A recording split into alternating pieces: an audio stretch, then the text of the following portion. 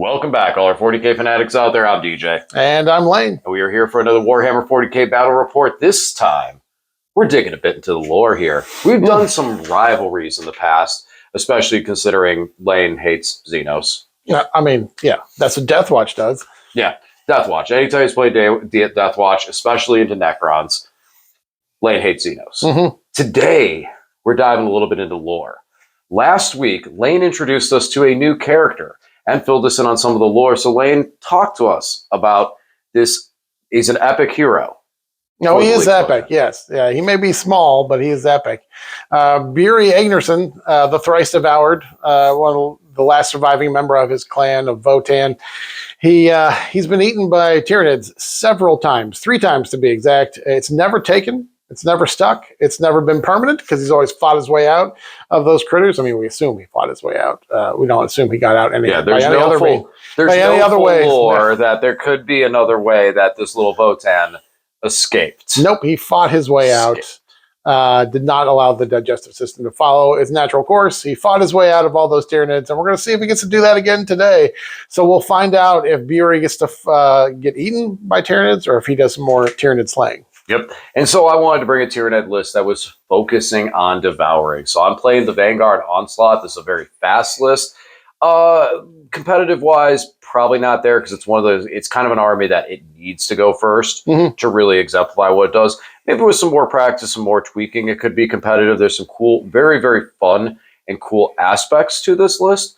But right now, my biggest focus is making sure that Buri gets eaten for a 4th time, maybe even a 5th, because he stands back up. So we might have to eat him twice. Yeah, that may be. Yeah, we may have to adjust his name a couple times today. Hopefully. And yes, I do have a couple units we'll talk about that I put in here specifically to help with that thematic results. But before we jump into the Tyranids, let's look at these Votann that we're going to be trying to get through here today. All right, if you want to know more about the detachments, the data sheets, the enhancements, the stratagems, and how we plan to use everything, please check out our separate army list videos. But for now, here is a quick rundown. I am running 1,990 points of the Leagues of Votann in the Need Guard Oathband detachment. Trying out the Need Guard today. So we have 4 characters. We do have a Brokir Iron Master who does have the, oh man, I can't even see it on the app here. He's got the enhancement, Ancestral Crest. He's got the Ancestral Crest. We have Buri Egnerson. We have a Memnir Strategist that has the Oathbound Speculator enhancement, and we do have Uthar the Destined. For Battle Line, I've got a 10-man squad of Hearthkin Warriors. For dedicated transports, we have 1 Capricus Carrier and 1 Sagittar. We do have 3 squads of Brokir Thunderkin. So I have a 6-man with conversion beamers, and then a 6-man with the grav blast cannons, and then a 3-man with the grav blast cannons. 2 5-mans of Chthonian Berserks. I'm going to run 1 as hammers just to see how they do. I'll let you guys know when I deploy them. I have mine all built as axes, but I'm going to use 1 squad as axes and 1 squad as hammers. We got 2 Hecaton land fortresses, both of them with bolt cannons and the Magna Rail rifles. We do have a 10-man of Hernkin Jaegers, and we have a 6-man of Ironkin Steeljacks with the heavy Vulcanite disintegrators. DJ, what are you bringing today? For the Tyranids, we are bringing the Vanguard Onslaught. So this detachment, I get fallback and charge with the entire Tyranid army. And then the Vanguard units, Vanguard Invaders, get advance and charge. So first off, the non-Vanguard Invader units will be the Swarm Lord, the Biovore, and I believe the Rippers. They might be Vanguard Infantry, but they don't matter as much for what I'm doing with them. Then we have 4 10-man squads of Hormagaunts that are not Vanguard Invaders, but they do have advance and charge already. Everything else, we got 2 10-man squads of Gene Stealers led by Broodlords, 2 big old Mawlocks, 2 10-man squads of Gargoyles, a 5-man of the Hyper-Adaptive Raveners, the Death Leaper Old School Pewter, as well as an Old School Pewter Lictor, and last but not least, a Winged Hive Tyrant. Because what's better than a Winged Hive Tyrant than a Winged Hive Tyrant that can advance and charge? Yeah, sounds terrifying. So basically for me, I have, originally with my list was 1990, and then I found a 10-point enhancement, so I had to add it in here. Is it a very fluffy and flavorful enhancement? It's very fluffy and flavorful. At the beginning of the battle, I pick a unit, and the bearer of this enhancement gets +1 to hit and +1 to wound in combat versus that unit. You're going to choose a Hecaton, obviously, right? So I'm going to choose Bury. No. And the carrier of this is my hyper-adaptive Ravener Prime, which is the Red Terror, who in the game of 40K, when he first came out, the actual Red Terror, for Tyranid players who don't know what that is, was a named character for the Tyranids that literally had an ability to eat models. So very fitting, because the Red Terror doesn't exist anymore. He basically is a Ravener. Ravener Prime is probably the best place for him to be, legitimately. So bringing him today, gave him that enhancement. He's my backup plan because the Molochs all have a 1 attack with its dispersible jaw. That is one Distendable? Distendable, sure, thank you. That's what you're here for. Words that are too difficult, because Games Workshop picks very crazy words and can't get off the letter I with Space Marines. This has 1 attack, anti-infantry 4-up with dev wounds for flat 3 damage. The rest of the stats don't matter. That's all we're worried about. So if I can get Bury in a point where he has 3 or less wounds and hit him with that attack, I will CP reroll that thing to get that hit and eat him. Yeah. That's my primary plan. My backup plan will be the Red Terror with the hyper-adaptive Raveners. And as I mentioned in my army video, I plan on converting these guys. If anyone out there has actually got the hyper-adaptive Raveners, other than the dude who's got the kind of backpack that's his flamethrower satchel, the rest of them, is there really anything different from them in the regular Ravener models? Because all I can see is I need to put more armor plates on them. If that's the case, please let me know. They've been out of stock, so I'm going this route. And I did see that they have the leader role. I did see they could join Raveners. We're not doing that today because I learned that last night and I wasn't changing the list. All right, so that's all for the Tyranids. Let's talk about the Votann because they're the primary thing. So what are you doing today? We are running the Need Guard Oathband detachment. So in this detachment, we get a yield point every time we kill a unit. You have done me the courtesy of bringing many units. And you know what's a unit, guys? A unit is anything that's a unit, which includes the spore mines launched out by the biovore. So every time DJ shoots one of those biovore shots out, one of those little spore mines, it's going to give me a yield point when I point anything at it, because they'll die instantly. So that will be fantastic. I'm going to need the yield points because I want to get into Fortified Takeover as quick as possible, because there are a couple of strats that only work in Fortified Takeover with this detachment, and things like the Berserks and the Steeljacks are better in Fortified Takeover. And there are a couple different ways through enhancements and strats that I'll be spending yield points. So we're definitely going to need every one we can get, because once we get some, I'm going to spend them pretty quickly to buff up my damage output. One is the strat for 1 CP gives your unit sustained 2 in shooting. However, if you spend the yield points, it gives it sustained 1, and if you spend the yield points, it becomes sustained 2.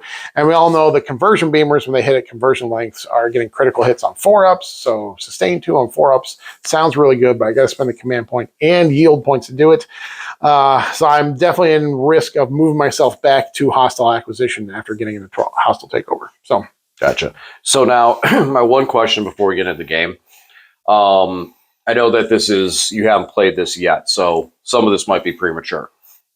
You mentioned that a lot of the new leagues of Votann have very big brain mechanics, where it's a lot of interactions, reactions, and stuff like this. But hearing about this detachment, this one seems more straightforward than the others. And even like with armies like Grey Knights, there's still detachments that are very straightforward, like the Spearhead, its vehicles, you do damage, that's it. Do you feel like this is one of the more straightforward, closer to old school Votann detachments, or is it still just, it is straightforward, but it's still so far away from what Votann used to be? I don't know. It's complicated because, sure, you just get a yield point every time you kill something. That's simple. But again, a lot of unit rules and detachment rules are better when you're in Fortified Takeover. 2 of the strats can only be used in Fortified Takeover. That would be your Void Armor, Void Hardened, AP reduction, and then I think the shoot back, the reactive reprisal one. I think that's also has to be in Fortified Takeover. So you want to be in Fortified Takeover, but to get the sustain 2, you got to spend 3 yield points. There's something else, another strat where you spend yield points. Oh, they increase your AP in combat. It's 1 CP for 1 AP in increase, or spend yield points, and it's 2 AP. It just gets really juicy there. So you're going to want to be in Fortified Takeover, but once you get there, if you start spending yield points, it's going to push you back to Hostile Acquisition, and you can only switch up in your command phase. So it's going to be a balancing act between getting those yield points and wanting to spend them, and then making sure I stay in the ability I want to be in. So there's still some play to it. Yeah, it's nice. I mean, yeah, it's not completely straightforward, but it does feel like you're getting, this one seems more back to old school Votann, where you were in destroying units and getting judgment tokens. Now, instead of getting judgment tokens, you're getting the yield points to spend. So it does feel like it's a little bit more towards that style. It'll be interesting. I mean, if you're itching for that nostalgia, DJ, I can give you judgment tokens if you want. I can put judgment tokens on things. No, now you're not allowed. If you missed that time. Now you're not allowed to. You have to like go and play against my Canoptic Court, where when you blow up my character, then I give you a judgment token. Odd or even? Even. Ooh, I see. I thought I was going to roll that far. All right, so you can do that. Oh, my God. Yeah, I got it. I got it. I got to take a walk to find it. Get my steps in. It is even. I have infiltrators. I have scouts. I will drop first. All right. We'll be back after deployment. All right. We are deployed, which kind of for me just means throwing everything on the table. Lane, what are we doing here today? Oh, we are playing the glorious game of Warhammer 40,000. Our deployment is Hammer and Anvil. Should be no secret if you're looking at the board. And then our primary mission is Scorched Earth. So we get 5 points for each objective we control, up to 10 points. We get 5 points if we burn an objective in no man's land, and 10 points if we burn our opponent's deployment zone objective. And you cannot do that in battle round 1, correct? I believe that Scorched Earth is the one that says you can't do it on battle round 1. Starting the second battle round onwards. All right. So for my deployment, yeah, not really much to talk about here. We're just kind of all there. And I know since things aren't painted, it's hard to tell. We got just know there is 40 Hormagaunts on this line. We have Gene Sealers here, as well as right here, because they have a scout move of 8 inches. Our gargoyles are both kind of in the back to do late game stuff. But more or less, unlike the list that we played last week that was just trying to run forth and fight things, the army I'm playing this week is trying to run forth and eat things. So completely different, totally different concept. But that's really not much else to say here. Swarm Lords up front to do Swarm Lord things. Hive Tyrants up here to advance and charge and get into some stuff. I mean, and then the Mawlocks and the hyper adaptive Raveners are in Deep Strike. I think the biggest thing to note is that I do have the Rippers back here to zone out. And since my objective marker is in the middle, I did bring the Biovore up front. I'm just kind of hoping that I can push enough things. Got the Swarm Lord there next to him, kind of protect him. I feel like he's in a safe spot still, even though he's kind of more front and center. That Lane's really going to have to do something to get to him, and there's stuff to kind of defend that, especially with the Swarm Lord there protecting my secondary game. All right, Lane, talk to me. Well, in reserve, I have a 6-man of Thunderkin with the Grav Blast Cannons and a 3-man of Thunderkin with the Grav Blast Cannons. On the table, we're just ready to go. We know we might get charged a little bit here turn 1, but I'm hoping the Hecatons can just tank it. And then they don't have any penalties to shooting. You can't modify their weapons skill or their hit rolls. So even if they're tagged in combat, they can still just shoot things. So over here, we've got the Capricus Carrier with 5 of the Jaegers in there. Let me put the 2 guys with the guns in here. The rest of my Jaegers have plasma knives. Over here, we've got the Hecaton using the Magna Rail. This one's got the Iron Master and the 6-man of Conversion Beamer Thunderkin inside. We got Uthar and 5 Hearthkin Warriors here, or Hearthkin Warriors. And we do have Buri standing out there, ready to go forward. There's my dinner. And take vengeance upon the lives of many Tyranid. And in the building there, we've got some Jaegers ready to go out and step on an objective if we need to if we can score something. Turn 1, we've got a Hecaton over here, packed full of 10 Berserks. We've got 2 5-man squads of Berserks in this Hecaton, and then we've got our Ironkin Steeljacks ready to stand on that train there so they can get an Overwatch if anything decides to move out here turn 1. And then finally, we've got the Sagittar with 5 of the Hearthkin Warriors in there. Awesome. So typically I say it's like, ooh, do you want to go first or second? Now this actually matters because I do have an army that wants to go first. Mm-hmm. So how do you feel? Would you like to go first to take it away? I would like to go first, so you don't go first. I don't really care. Yeah, Yeah, it doesn't really matter to me. All right, let's see. Oh, it's going to be me. Look at that. So yeah, I have a bunch of scout moves. You have scout moves too, don't you? Just this one. All right, so we'll get these done, and let's do that real quick. So we did our things. Lane moved up because he's going first. I moved into a building. Not going to be fully hidden, so I'm going to take a hit to some of these Gene Stealers, but that's how this kind of goes. And then Gene Stealers over there, they moved up as well to get in position. So that's it for me. Kick it over to Lane, and it's time to play the game. Turn 1, I will get Sabotage and Area Denial. Don't think I mentioned it, but I'm doing behind enemy lines and engage on all fronts as fixed for this game for the Tyranids. So just to throw that out at the beginning of the game. You're not taking Bring It Down? Yeah, no. No? Okay. No. Okay. You don't even give me enough points. What do you give me, like 8? I don't know. You give me a little more for that. Whatever. Go on. Anyways, the Hurricane Jaegers are going to go out here and live forever because they are getting the Area Denial. They are a 45-point little unit. That's good for the points. Good point trade. Bury has stood forth and will come out here and will sabotage. I'm going to eat him. Yeah, you're going to send stuff at me, but I'm going to do some shooting in the meantime. Hecaton can see downtown into these Hormagaunts. The little Sagittar carrier can see these Gene Stealers. Are going to shoot them. Decided not to get any closer with them because you're just going to take the objectives from me anyways. So it doesn't really matter. This Hecaton can see down into those Hormagaunts. Those Hormagaunts down there. Well, zooming in. Yes. I'm going to get them. Mm-hmm. And then this Sagittar just scooched up here, kill 1 or 2 Gene Stealers, and be happy with that. Yeah, let's do a little shooting. Okay, guys, so DJ is getting real old. His back is in real bad shape. I decided to help him out here by killing some of his models. So, first of all, the little Capricious carrier shot in here. I think he just killed 2 Gene Stealers. Not too many out of there. We're going to be in trouble here. This Hecaton shot down. I don't think I was going to use it for anything else, so I used the reroll 1s to hit and 1s to wound strat. Hunter's Mark here. He gets a lot of this already, but I guess that means we were rerolling 1s to wound on the auto cannon and the Magna Rail.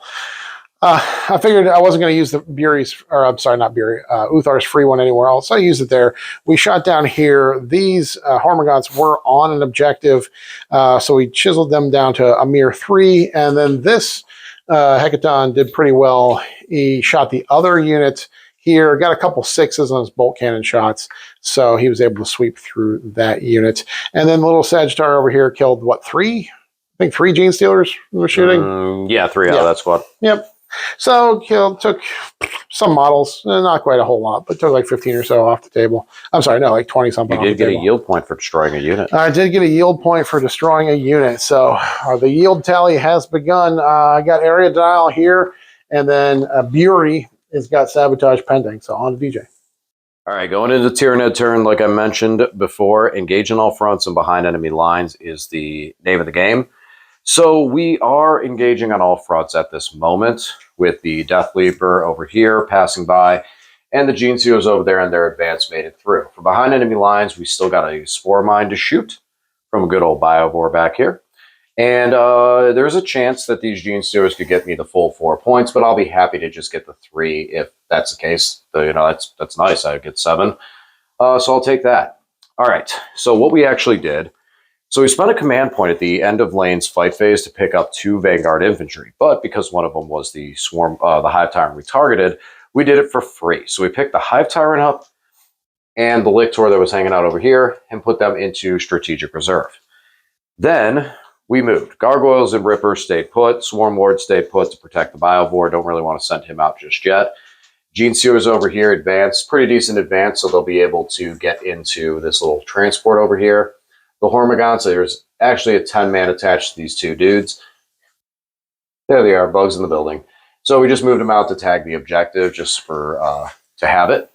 Over here, we moved these 3 Hormagaunts up, these brave boys that passed their battle shock on a 17. They moved up, and then the little, what are those guys called now we're in the center? The Hurricane Jaegers. The Jaegers went running, scared, cowardly. They didn't want to get eaten. And then over here, we did bring the Gene Stealer and Death Leaper over here to mess up the Sagittar. Then we spent a command point to count the battle round 1 higher for 2 Vanguard infantry or 2 Vanguard invader units, the Molochs. So the Molochs came up and they targeted units within 12 inches, which was the Hecaton, the Sagittar, and the Jaegers that were in there. First Moloch came up and he picked up 3 from the Jaegers. There was only 2 left, and Lane was able to put them in a way so I could not hit them again for the second Moloch. But the second Moloch was able to hit both the Hecaton and the Sagittar. We got the Sagittar down to 5 wounds, and we did a big 6 mortal wounds to the Hecaton right off rip. So good start for the Molochs. We'll see how they do move forward. First, we have a shooting phase. Okay, we shoot Biovore, and it puts Spore over here. Spore over here. There's going to be a Spore over there. Okay. Okay, that was a shooting phase. You don't want it over there? No. For engage all friends? No, I have engaged because I have the Death Leaper over here. Oh, right. Yeah, I have engaged and all that stuff. Yeah, over there, I feel like that one here, you could just accidentally shoot at and kill it with something like that and stuff. Over there, I can put it in a little bit of an obnoxious position and make you actually have to do something to destroy it and get your yield point. So that, to me, seems better, at least for now. All right, now we're going to charge. Let's fight. All right, going into Tyranid turn, like I mentioned before, engage on all fronts and behind enemy lines is the name of the game. So we are engaging on all fronts at this moment with the Death Leaper over here passing by and the Gene Sealers over there and their advance made it through. For behind enemy lines, we still got a Spore Mine to shoot from a good old Biovore back here. And there's a chance that these Gene Stealers could get me the full 4 points, but I'll be happy to just get the 3 if that's the case. You know, that's nice. I get 7. So I'll take that. All right. So what we actually did, so we spent a command point at the end of Lane's fight phase to pick up 2 Vanguard infantry, but because one of them was the Swarm, the Hive Tyrant we targeted, we did it for free. So we picked the Hive Tyrant up and the Lictor that was hanging out over here and put them into strategic reserve. Then we moved. Gargoyles and Rippers stayed put. Swarm Lord stayed put to protect the Biovore. Don't really want to send him out just yet. Gene Sealers over here advanced, pretty decent advance, so they'll be able to get into this little transport over here. The Hormigons, so there's actually a 10-man attached to these 2 dudes. There they are, bugs in the building. So we just moved them out to tag the objective just for to have it. Over here, we moved these 3 Hormigons up, these brave boys that passed their battle shock on a 17. They moved up, and then the little, what are those guys called now we're in the center? The Hurricane Jaegers. The Jaegers went running, scared, cowardly. They didn't want to get eaten. And then over here, we did bring the Gene Seal and Death Leaper over here to mess up the Sagittar. Then we spent a command point to count the battle round 1 higher for 2 Vanguard infantry or 2 Vanguard invader units, the Molochs. So the Molochs came up and they targeted units within 12 inches, which was the Hecaton, the Sagittar, and the Jaegers that were in there. First Moloch came up and he picked up 3 from the Jaegers. There was only 2 left, and Lane was able to put them in a way so I could not hit them again for the second Moloch. But the second Moloch was able to hit both the Hecaton and the Sagittar. We got the Sagittar down to 5 wounds, and we did a big 6 mortal wounds to the Hecaton right off rip. So good start for the Molochs. We'll see how they do move forward. First, we have a shooting phase. Okay, we shoot Biovore, and it puts Spore over here. Spore over here. There's going to be a Spore over there. Okay. Okay, that was a shooting phase. You don't want it over there? No. For engage all friends?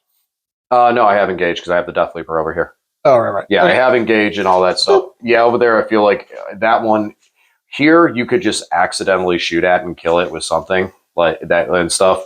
Over there, I can put it in a little bit of an obnoxious position and make you actually have to do something to destroy it and get your yield point. So that, to me, seems better, at least for now. All right, now we're going to charge. Let's fight. All right, so we did some charge and did some fighting. So we charged with the Gene Stealers and the Death Leaper. We were able to surround the Sagittar, which made Lane have to take some desperate breakout attempts, which claimed 2 of the Votann getting out over there. He brought him out over this side, so the Death Leaper wasn't able to get into him. Probably should have swung with the Death Leaper first, but I'm kind of glad I didn't too, because now I'm able to get on there and take this objective and hold it, so Lane does not get that objective. Over here, same story. Gene Sealers charged in. They were suppressed, so they were -1 to hit, but it really didn't matter. With that toughness 7, the Broodlord being strength 7 because of synapses, he was able to kind of chew through most of it. and then the Gene Stealers finished it off. So then we did the same thing. We piled in and tagged these little bros over here. Finally, we did land one charge with a Moloch, just because we were able to peel 2 damage off of it with its 16 attacks that it has. So we did get 2, so it's down to 8.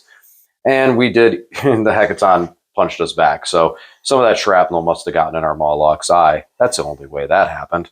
So we did get engage on all fronts for 4 points, and our little Biovore back here is behind enemy lines to give us 3 points right there. So that is it for my turn. Let's go over to Lane and his turn too. So for this turn, I had Mark for Death and Defend Stronghold. What did you pick for Mark for Death? So I picked Gargoyles. Gargoyles. That can't be seen because they're hiding behind a wall. Gargoyles. That can't be seen because they're hiding behind a wall. And a Ripper Base because it can't be seen because it's hiding behind a wall. Okay. I chose this Moloch as my Gamma target. I'm going to go for him. And of course, we got Defense Stronghold. And so basically, kind of moved in to shoot at these guys. Got these Berserks out to charge here. Bury came forward, so he can charge there if he needs to. I got out my Conversion Beamer, Thundercan. They're going to shoot at this guy. Made sure we're outside of 12, so we're going to go hot there. Hecaton can shoot over there or here. And then after all my movement, DJ did wrap it in, both these guys. Wrap it in the Winged Hive Tyrant, and then the Hyper Adaptive Raveners can do it for free, even if someone else has already done it. So 2 Rapid Ingresses. I don't think I'm going to score my Defense Stronghold, kids. I don't think it's going to happen. I think Uthar the Destined is destined to, I don't know. To die. I mean, I might have some other things I got to do some work on. You might get that. But that's next turn. For this turn, let's kill. All right, so this Hecaton shot these Gene Stealers and shot 1 down until there's 1 Gene Stealer left. And Uthar the Destined down there could see and had range and picked out the last Gene Stealer. And Broodlord's still strong and happy here. The rest of Uthar's squad shot and killed the Spore Mine. The Conversion Beamers. I spent the command point and for free from Uthar, and then spent 3 yield points to go sustain 2. I rolled terrible on the dice. 12 shots, I only got 4 4-ups. But thanks to the sustain and the lethals and DJ failing all of his saves, we did successfully shoot the Moloch. So nice to know that they can do some damage even with bad rolls. That flat 3 damage helped. And DJ helped me by failing all his save rolls. So we both rolled poorly. So that's 1, 2, 3 yield points we gained back. And then we did kill these last 3 Hormagaunts here with a little bit of shooting here and there. Some from the Hecaton, some from actually the Berserk, so they're indirect. We finished off the last one. Hecaton and everybody over here also did some work and shot all the Gene Stealers and the Broodlord away there. We did try to shoot at the Lictor dude. Death Leaper. But DJ used the Lone Op strat on him because he already has Lone Op. It makes it Lone Op 6. So yeah, that's it. Cool. Still a lot of shooting. I put the Magna Rail into this Moloch. The Hecaton ignoring any penalties so it hits is really nice, being that it can shoot out. It was hitting these guys on 3s and these guys on 3s because they're on objectives and we're still in hostile acquisition. But the Magna Rail got 2 6s on its hit roll and then 2 2s on its wound roll. And he's battle shocked thanks to DJ doing the Shadows of the Warp thing. So I couldn't even reroll a wound roll. So you know what? I guess these Berserks and Bury are going to have to charge in and finish him off.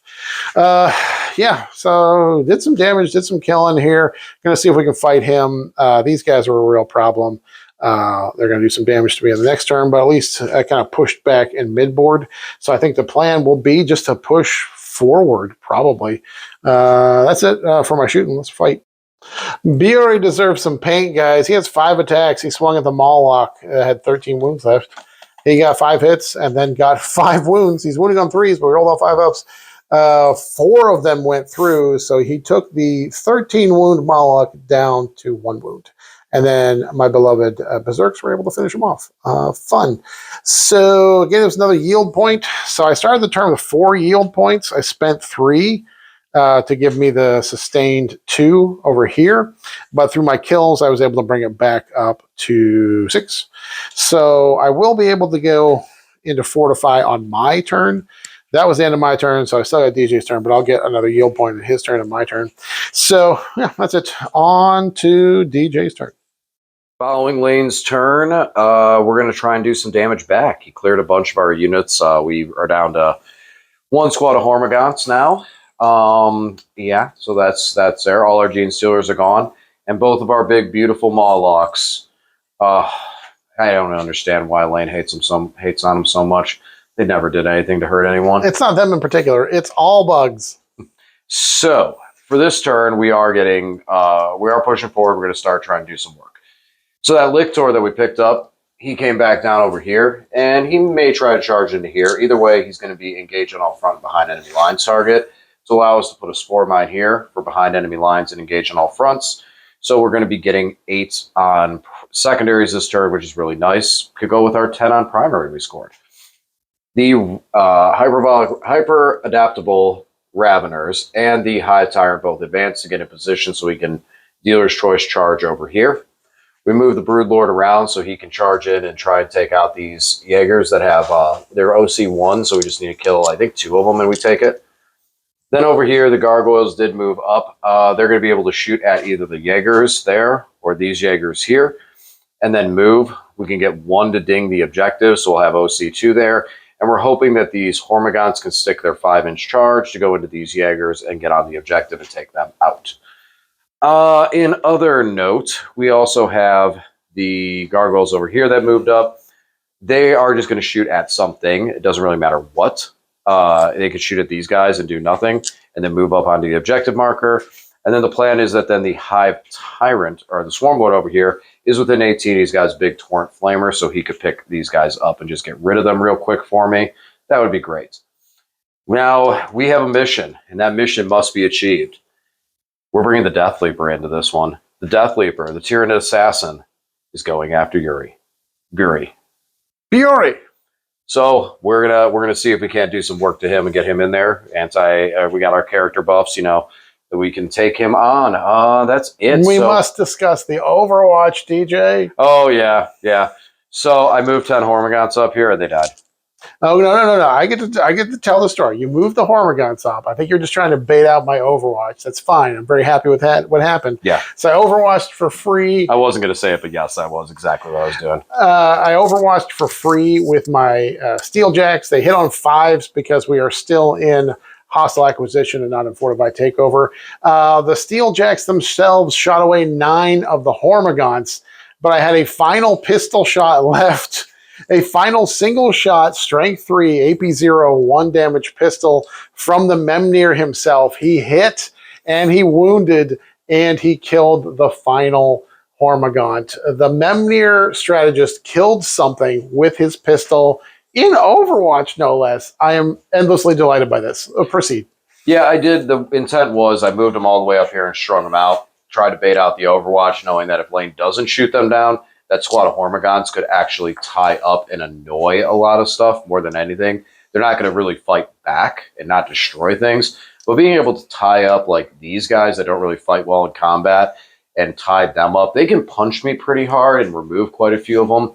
But I think enough models would stand that now it's at a point of, okay, you're going to have to fall back. So that was kind of baited on there, and then it allowed me to move everything else more freely and more to my liking.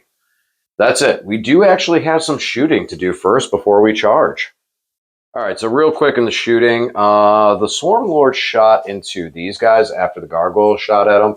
Obviously, Gargoyles didn't do any damage, but they did swarm around them and get on the objective to take the objective. And the Swarmlord got smited by I Feel No Pain, where he was not able to take out the last guy. So 1 dude remains over there. And then these guys were actually able to pick up 1 Jaeger from this squad. And then just moved on to the objective, because now we had a couple change of plans on what I was going to fight. So let's go ahead and charge. All right, so here's the story right here and how the fighting went. So first we charged in the Hormagaunts. We decided to charge in here. I spent a command point to get a better charge because I made it, but it really didn't look too good, and I didn't think I was going to get as many Hormagaunts in there. And I wanted to put some attacks on there to try to pick up the little robot buddies, because I didn't want them to get absorbed by the Hive Tyrant when the Hive Tyrant swung. They actually were able to get them down to 3 of the conversion beamers because of previous damage, so that was nice. And then when the Hive Tyrant swung through, he picked up all the robot buddies, as I was afraid of. So then we went over to the hyper-adaptive Raveners. The Ravener Prime was able to take out the squad, leaving just the character. And then the Ravener smacked, and that twin-linked anti-vehicle 5-up came in handy. The Hecaton is down to 6 wounds. So good amount of damage output over there. As expected, the Broodlord picked up those last guys, get them off that objective. And the Death Leaper failed miserably. This is why I'm thinking about switching over to just 2 Lictors. I'm not really a fan of the Death Leaper, guys. Let me know what, maybe I'm doing something wrong with him. Maybe there's something else I should be using him for, or maybe it's just not in Vanguard and I should just run a Lictor at his place. But he took a single hit back and he's down to 4 wounds from Yuri, but well, we still have our Red Terror over here to come rushing across the field to eat him. So, all right, that's it for my turn. We will get an 8 for our secondaries with engage on all fronts and behind enemy lines. Good old Lictor and Spore Mine. And let's kick it over to Lane. All right, so in my command phase, we are at Fortify Takeover. So yeah, I chose to go into Fortify Takeover. For my deployments, or for my not deployments, my secondaries, we got Assassination, Bring It Down. I do get a Challenger card, and it's to get in DJ's deployment zone. So we're going to try to do all those things. So for movement, Uthar and the boys came forward to tangle with this fellow right here. I spent a CP to auto pass this guy and use the free Uthar strat to have him fall back and shoot. Oh, and then the Iron Master is going to heal him for D3 for big 3. So he goes from 6 up to 9 wounds. That's kind of relevant. Because after I moved him, DJ spent the strat to move these guys, do their counter moves. They move 6 inches. And so I won't be able to shoot them. But yeah, that's fine. We'll be able to shoot this thing. Berserks jumped out of that Hecaton and came over here so they can tangle with these guys. These Berserks came out here and they're going to tangle with these guys, or they might just... I thought they were going to burn the objective. They might just burn the objective because these guys did fail their battle shock. I do have heavy Vulcanite Steeljacks that will be able to shoot through here and should be able to kill these guys because they're all 1 wound apiece. Then... This Hecaton moved forward. It's coming to the rescue for that one Votann. Got on the objective here. I'm going to try to shoot this guy to death. We've got these guys over here going to try to shoot these guys. He failed his battle shock. We're going to try to kill a lot of DJ's army. And then I brought these fellas in from reserve. And they will try to blast one of these 2 things. I feel... yeah. I feel like just killing the Biovore shuts down some of his scoring ability. But... if I shoot into him and whiff into the Hive Tyrant, it'll be a sad day. The Swarm Lord turns around and goes. Yeah, the Swarm Lord. I have to get 4 shots through. And now that I'm in Fortified Takeover, I'm still hitting on 4s. Anti-Monster 3-up, but AP2, I don't know. I'll decide on that later. Let's do some other shooting. All right, so... Uthar the Destined and his crew threw grenades here and then did some shooting. The bolters from the boys totally whiffed, but Uthar did get 2 dev wounds through and got him down to 1. I, of course, wanted to finish him off, but yeah, didn't able to charge here, but he's going to fight first, and his precision, he might kill Uthar. I don't know. It'll be bad news either way. Real sad story is here we whiffed. Magna Rail's just not doing it today. Can't get a wound with a Magna Rail. Rolling fine on the hit rolls, just rolling 1s and 2s, and just not getting where I need it. So let's see here. So he basically chipped him down to 8 wounds. Over here, the Vulcanite Disintegrator Steeljacks blitzed away the gargoyles, so these guys are free to burn an objective. We chipped this down to 2. I was going to tank shock if I needed to with the Hecaton, but now I'll just charge on the Hecaton. Will kill 1 or 2. We'll take the objective. Hecaton's OC5.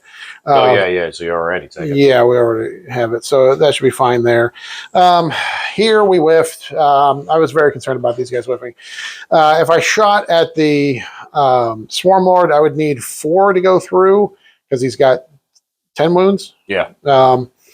And I was not very confident that they would be able to do that because now that we're in Fortify Takeover, they're hitting on 4s, winning on 3s. He's going to have 4-up in bones. Blah, blah, blah. So I tried to take out the Biovore, but whiffed there as well. Only got 1 through on the Biovore. So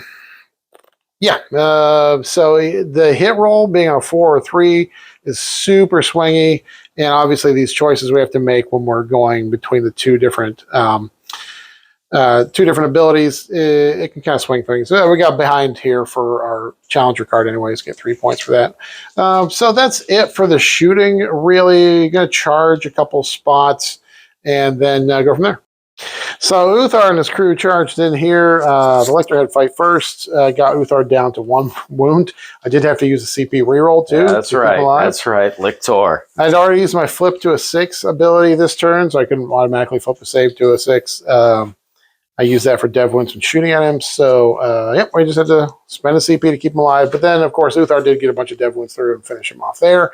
The Hecaton can't hit with a friggin' Magna Rail, but he charged in and hit with all 6 of its attacks into the gargoyles and finished them off. Splattered like bugs on a windshield. These berserks went in here and picked up 7 of the Hormagaunts. Hormagaunts in return did no damage to me. I wasn't able to buy a wound there. I was going to charge with these guys over here into this Ripper Swarm to get them further away from this Junkus, but that didn't happen. So, yeah, that's it. So I scored Assassination for 5 thanks to the Death Leaper. Bring It Down did not score. I'll hold on to that. Because eventually you got to go. You're going to have to eventually get the bugs, and I'm going to eventually have to use them to do something. Yeah. So that's it for my turn. On to DJ. All right. So for the Tyranids, we moved and shot. So we moved up here with the Hormagaunts in an attempt to stop Lane from burning this objective, and they got overwatched by these bros back here, which then opened up the opportunity then for me to swing in with the Hive Tyrant. And so he's going to charge here and try and see if he can't at least remove a couple of them to make their damage output significantly less. That's the goal. Then the Raveners moved up over here. They shot at the Berserks and took out 2 of them. And then they're going to charge in here and try and finish off the Hecaton and this little character dude hanging out over here. So that's where we're going with their attacks. And we'll just make sure not to move past the halfway point so we can get our engage on all fronts. We're going to get at least 3 on behind enemy lines. Maybe we'll get the full, because I was thinking about that with the Raveners, because we did put a Spore back here.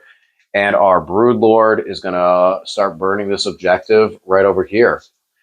Now, we also have this problem with these guys in the backfield. We came over here, and this time with the Flamer, we burned 2 of them. And now we're going to charge them with the Swarm Lord and just try and finish them off. So that's that. All right, that was our shooting. Now we're going to do some charges. All right, so charging, we'll start over here. Swarm Lord charged in, and one's alive. One survived the onslaught from the Swarm Lord. So, that's a bummer.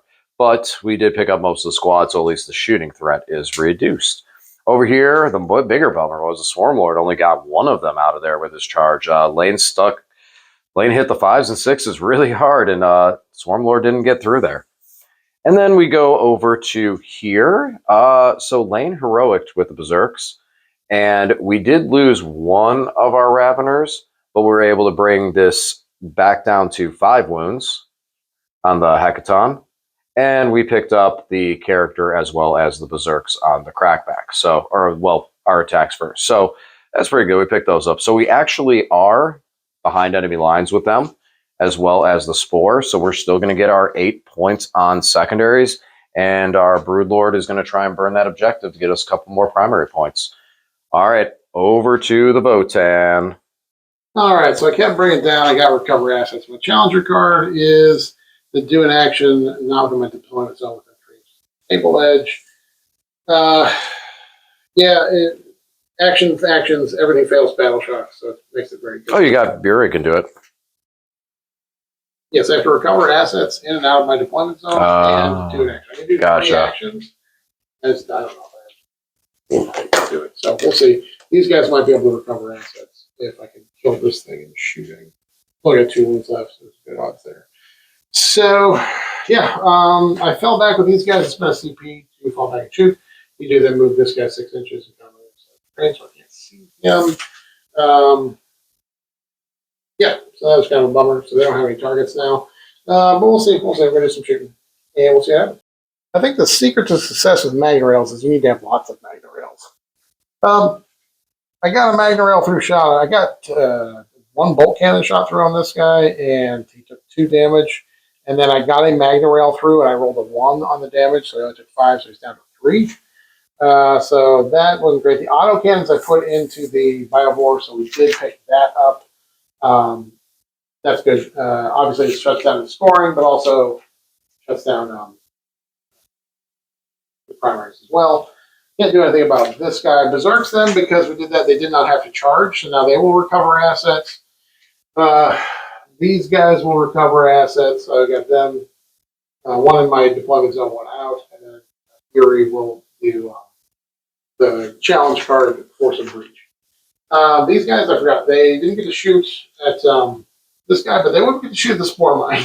They're going to shoot the Spore Mine. I feel I have great faith and confidence. Let me make that easy on you. No, I'm going to roll the pistol. Let's see if the pistol gets the third kill. No. Okay, so the guys will do it. Yeah. Over here, Uthar put one dead wound through on the Winged Hive Tyrant, but we did put the Magna Rail and the auto cannons into him. Magna Rail did finish it off. Bolt cannons and Magna Rail here. Put some auto cannons in here. Did pick up 2 of these guys. So we'll see if Uthar can get a charge into them. And that's it. So it would have been nice if we had finished that guy off, but at least we shut DJ out on some primaries, and then we'll score some points here on secondaries and things, and then make a charge. Uthar, make this charge in here. Wipe the squad. This character has 6 wounds, so we got 2 wounds. Swung back. We are surviving on a single wound now. He is surviving, so that's it for my turn. We definitely score bring it down for picking up the Winged Hive Giant. We scored recover assets with 2 units, and we scored the Force of Breach Challenger, which is like the old containment. Yuri did that over there. Yuri did that for another 3 points. So scored a few points and shutting DJ out of primaries. This objective. So I'll get 5 at the end of your turn, yeah. All right, so for the last Tyranid turn, we're not going to be able to get behind enemy lines for this turn, even though we were set up with it. Things didn't go according to plan. So we just moved the Swarm Lord away just so he can live for those reasons. And then we put a Ripper up here just so that lane couldn't exactly get through to get over to my home field objective. Otherwise, just a Broodlord in position. And then we did it with our Little Red Terror, the Primaris. We tried to charge around back. Kind of had to. Because if I moved out, I was able to fall back. But if I moved out and actually moved over to here, I would have gotten overwatched by these guys, and they would have obliterated my Ravener. Right, 2 wounds left, and they would be overwatching on 4s. Yeah, so he was gone. So I charged in here. I got heroicked by Uthar, put all my attacks on him, and he saved them. And then, first of all, Uthar failed his battle shot. You spent the strat to do the battle shot. I did. That's your. Oh, hold on. Let's pause. Oh, wait. No, I did that in that. Never mind. I was thinking, like, wait, that battle shot. You can't heroic. But that was because you were in combat with me. Never mind. Never mind. Never mind. I got all excited. I'm like, wait a minute. So let's talk about Uthar here, because this is new Votann rules. Uthar got to heroic for free. He made the charge on a 7. DJ decided to spend the CP to make me take a battle shot. Uthar failed the battle shot. However, DJ didn't get that many hits. No sustain on his attacks, and he only got 3 wounds. I rolled the dice and rolled 3. I saved 2 of them. And Uthar's ability is once per turn, you can spend 1 yield point to change a hit roll, wound roll, or saving throw made for the model to a 6. So I was able to flip that last one to a 6, even though his battle shot was a yield point. That's kept him alive, and then he finished off the Ravener Prime, or whatever he is, in glorious single combat. Uthar the Destined, new favorite model, guys. Yeah, so that actually does cost me a bunch of points. It cost me the 3 on Bring It Down, or Behind Enemy Lines, so I don't have that. And I will only get 2 points on Engage because of 3 quadrants, I think. I think it's only 2 points on that one. Mm-hmm. So, yeah, 2 points in that. So, it actually, that cost me quite a few points on that. But I had to charge. Otherwise, I would have gotten Overwatch and shot. So, just unlucky on that. We'll see how Lane wraps this game up. So for my last turn, top of turn 5, I pulled no prisoners and stormed hostile objective. Fun fact, I did not control this objective at the start of the turn because both the Hecaton and Uthar were battle shocked. The Hecaton then failed its battle shock, and the Uthar passed. Now, because I did not control this objective at the start of my turn, and DJ does not control any objectives, he doesn't have his deployment zone mark. Storm hostile objective says that I can, if my opponent does not control any objective marker at the start of the turn, and I control 1 or more objective markers that you do not control at the start. So because I did not control this at the start, until Uthar passes Battle Shock. I got Storm Hostile Objective on here. Then no prisoners. The Hecaton just killed the little Ripper Swarm there, blah, blah, blah. And then Bury is going to burn that objective. DJ's trying to get shutting that off. So that's it. So we get 2 points for no prisoners, and then 4 points for Storm Hostile Objective. And another burn. So we get 10 on primary and then 5 on primary. All right, so wrapping this one up for the Tyranids. Not much in this turn. You know the game. Bring it down, engage on all fronts behind enemy lines. So we did advance the Swarm Lord. We were able to make him over here, so we could at least be in this table quadrant. Lane did Overwatch with the Hecaton, but he survived. And then we still got our one Ripper base over there. And then we spent a command point to pick up a Vanguard infantry unit, which was our Broodlord, and put him down here and try to stick a charge. If we would have been able to take him out, it would have given us it would have just been 5 more points on primary, which would have been nice-ish, but, you know, going for a 9-inch charge, CP reroll and all that failed. Either way, it ended up being a very, very, very close game. Kind of how I expected with the Tyranids is I would run away with the scoreboard early, and it was a matter of how big of a lead I could take, and was able to get myself all the way to 70, but it was not enough to clear the Votann 79. So final score, the Votann are 79 versus the Tyranids 70. Real close game, real fun. Unfortunately... More importantly, Bury did not give even a single time. He didn't have to come back to life. Nope. Still the Thrice Devoured does not have that. Nope. We'll have to get him with another Tyranid army in the future, but right now he has escaped this hungry horde. And yeah, so follow us over the post game. Here are our thoughts on this matchup, and as always, thanks for watching, and we'll talk to you again soon.